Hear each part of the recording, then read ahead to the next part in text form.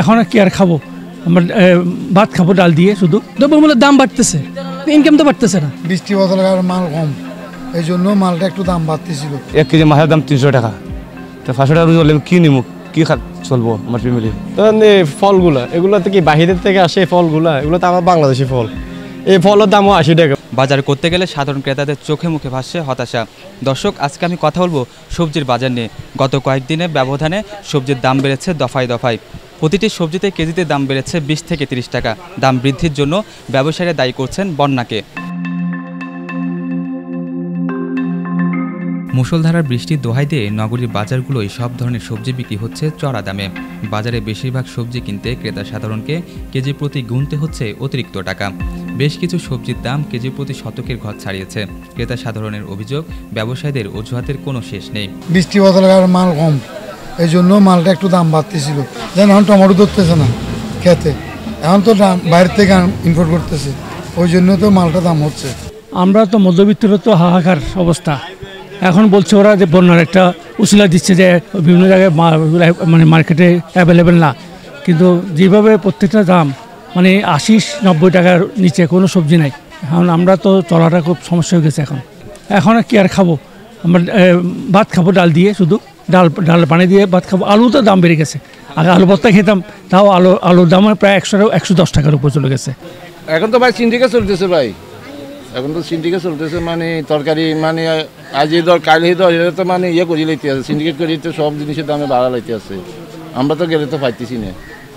আগে তো নর্থ বেঙ্গলের মাল আসছিল, মানে আসতো, এখন বন্যায় মানে মাল সমস্যা হয়ে গেছে বন্যায়।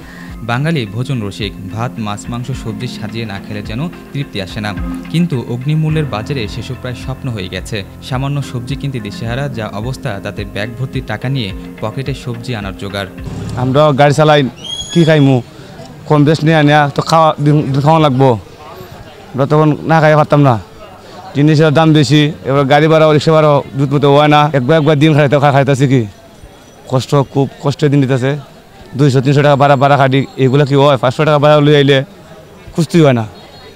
1 কেজি মাছের দাম 300 টাকা, তো 500 টাকা হলে কি নিমু, কি চলবো আমার ফ্যামিলি। এই খুব কষ্টের দিন যেতেছে।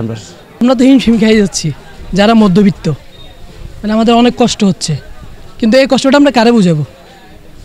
এটা নিয়ে তো যারা কথা বলার দরকার তারা তো বলতেছে না। তো আমরা একটাই চাওয়া, দ্রব্যমূল্যটা যাতে নিয়ন্ত্রণে থাকে, সবাই যাতে সুন্দরভাবে চলতে পারে, এটাই। দ্রব্যমূল্যের দাম বাড়তেছে, ইনকাম তো বাড়তেছে না।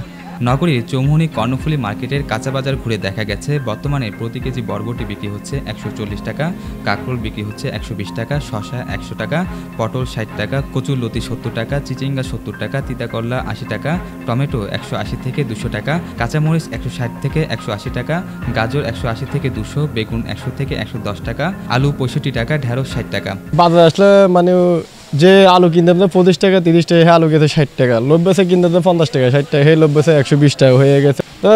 ফলগুলা এগুলো কি বাহিরের থেকে আসে? ফলগুলা এগুলো তো আমার বাংলাদেশি ফল, এই ফলের দামও 80 টাকা, বুঝছেন? তো বলবোটা কি, আমরা কোন দিকে যাবো? পেঁপে কি আপনার কি বাহির থেকে আগে নাকি? পেঁপে কেজি ধরলেও 70 টাকা, যে পেঁপে ছিল 25 টাকা 30 টাকা, সেই পেঁপে 70 টাকা। একটা পেঁপে মাপ দিলে 1 কেজি 200 গ্রাম হয়ে যায়।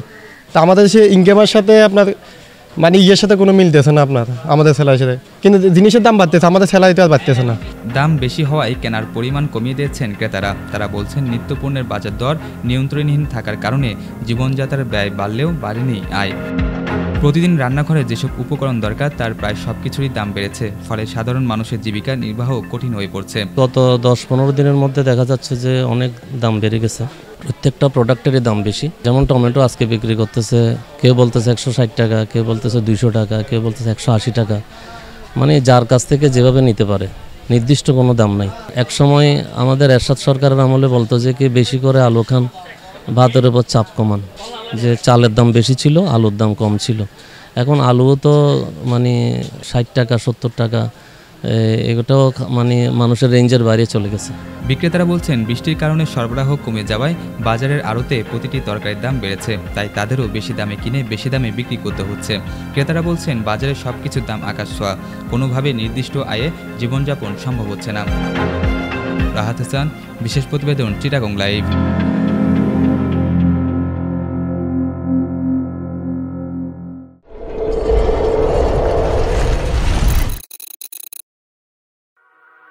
you.